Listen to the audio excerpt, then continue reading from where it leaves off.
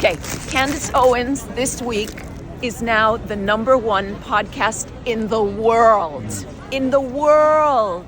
An African-American woman who, thrown out of this big, I don't know, I don't want to call it a right and cabal, but like millions and millions of dollars and like tons of publicity, and they threw her out and they shamed her, and she was like, she has 3 children, and it's not like she's poor, she has a good husband, but she fucking worked her way to this podcast. She's #1 podcast and 5 million subscribers. 5 million people are watching this. Because of Zionism. Because of Zionism.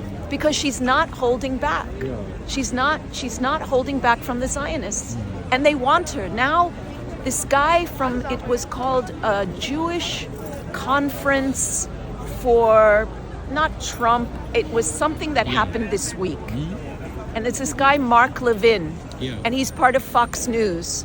And he threatened Marjorie Taylor Greene, all the MAGA people, Marjorie Taylor Greene, Tucker Carlson, Candace Owens, anyone who's in the right, i.e. who's a Trump supporter. You can't love Trump and hate Israel. No. You have to be Trump and Israel together. And he said anyone who doesn't do that, he was literally threatening them. Threatening them, what? With murder, with poisoning? Trump was... This Mark Levin who works for Fox News. So threatened. You could see he was coming unhinged because it's happening.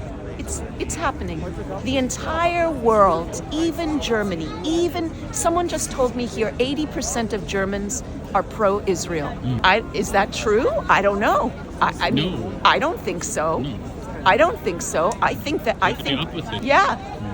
I think that the majority of people are just not, saying it because of, but I know in America they lost it. They have lost it. And they're trying to come out with any other idea that they can. I mean, Erica Kirk, the whole Charlie Kirk situation.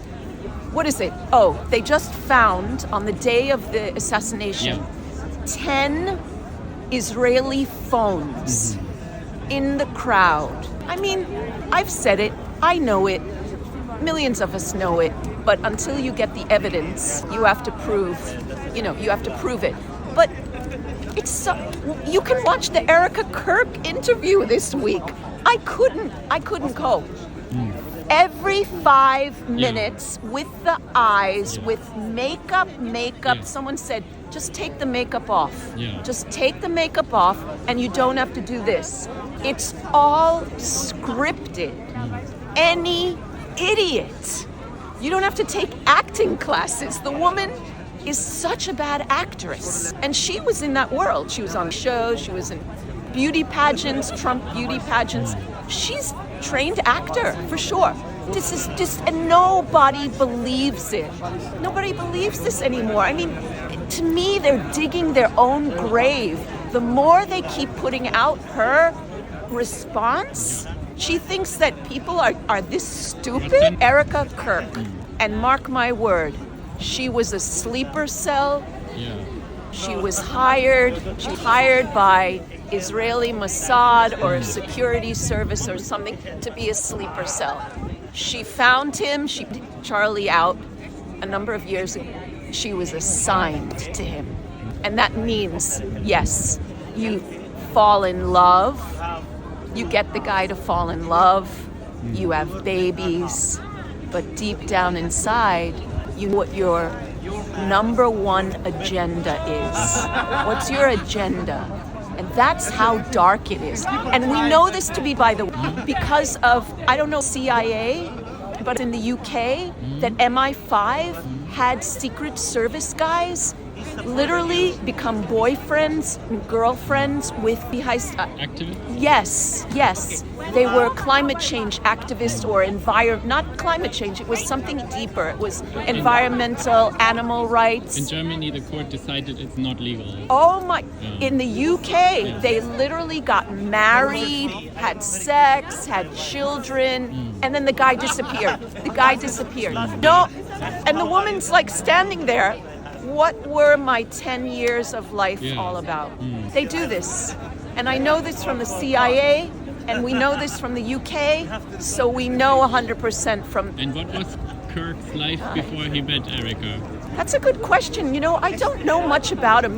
I gotta tell you honestly, when I listen to him, I don't know the appeal. I don't understand the appeal. Yeah. To me, he seems just like Joe Schmo.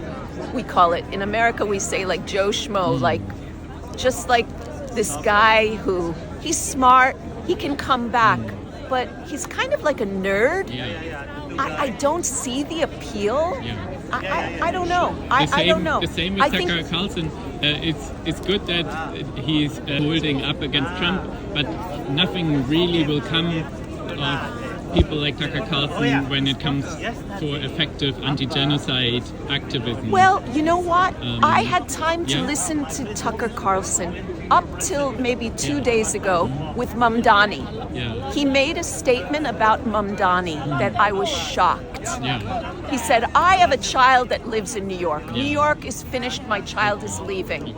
I'm like, if you are a man of the people, if you are a man of the people, and you represent the working man, not the wealthy man, wouldn't you want affordability, lower rents, a living wage, health care, better food in your neighborhood, better transportation? I'm confused. If you're a rich person, you want your city to work, and you're willing to pay a little bit more tax, so they're not 120,000 people homeless. That's under Eric Adams' government. That's under, my nose. That's under a militaristic guy. He's a big cop, ex-cop. Eric Adams is like the worst. I thought Bill de Blasio was the worst. Eric Adams is even worse.